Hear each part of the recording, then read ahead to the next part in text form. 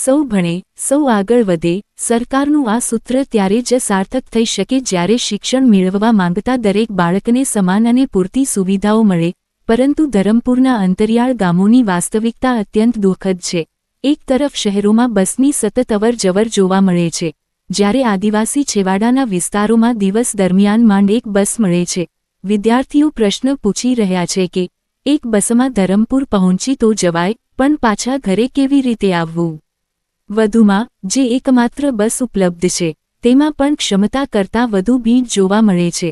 32-33 સીટની ક્ષમતા ધરાવતી મીડી બસમાં 70-80 મુસાફરોને ઘેટા બકરાની જેમ ઠાંસીને ભરવામાં આવે છે. આ જોખમી મુસાફરી વચ્ચે સરકારી તંત્રની કામગીરી સામે પણ સવાલો ઊભા થયા છે કે શું એસટી બસ સેવા માત્ર આવક મેળવવા માટે છે કે પછી સામાન્ય જનતા અને વિદ્યાર્થીઓની સુવિધા માટે? ધરમપુર કપરાડાના મોહના કાનવચાળી, ઢાંકવળ, મેંદા, નાંદગામ અને વેરીબવાડા જેવા ગામોના વિદ્યાર્થીઓ માટે રોજિંદા અપ-ડાઉન એક કસોટી સમાન છે.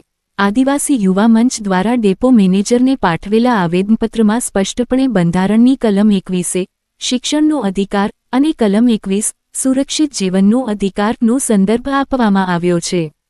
પરિવહનના અભાવે દીકરીઓને અભ્યાસ અધૂરો છોડવો પડે છે અથવા જોખમી ખાનગી વાહનોમાં મુસાફરી કરવા મજબૂર થવું પડે છે.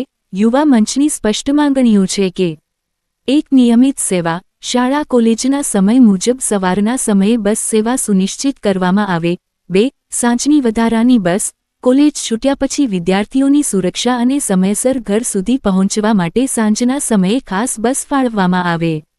આવેદનપત્ર આપતી વખતે આદિવાસી યુવા મંચના પ્રમુખ નવીનભાઈ, ચોટુભાઈ, તુલસીભાઈ, જાહીરામભાઈ, દેવુભાઈ અને વિનયભાઈ સહિતના હોદ્દેદારોએ ચીમકી ઉચ્ચારી છે કે જો આદિવાસી વિસ્તારોના વિદ્યાર્થીઓના શિક્ષણના અધિકારને ધ્યાને રાખી ત્વરિત બસ સેવા શરૂ કરવામાં નહીં આવે, તો આગામી દિવસોમાં આંદોલનાત્મક કાર્યક્રમો આપવામાં આવશે.